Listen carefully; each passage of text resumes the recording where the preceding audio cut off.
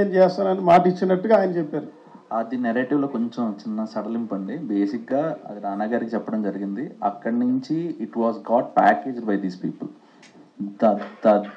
That's how it happened. లేకపోతే అక్కడ Suresh productions అని ఉండదు, స్పిరిట్ మీడియా అని ఉండేది. So Suresh productions has been part of the game from day one and it has been the same till now and it will be the same till end. ఎక్కడ ఉందో మళ్ళీ ఆయనకే వచ్చింది. మళ్ళీ ఆయన దగ్గర రావడం కాదండి, ఆయన దగ్గరే ఉంటుంది. చాలా తేడా ఉంది.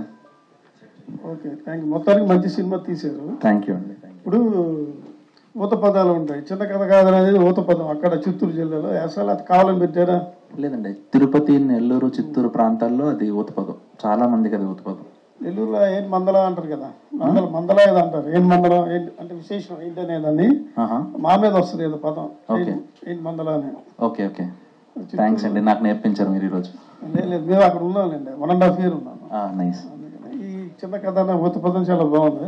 అవునండి. ఇప్పుడు ఈ కథ మీకు ఎక్కడ అంటే మీరు ఎక్కడ కనెక్ట్ అయ్యారు? మీ జీవితంలో ఏమైనా కనెక్ట్ అయ్యారా?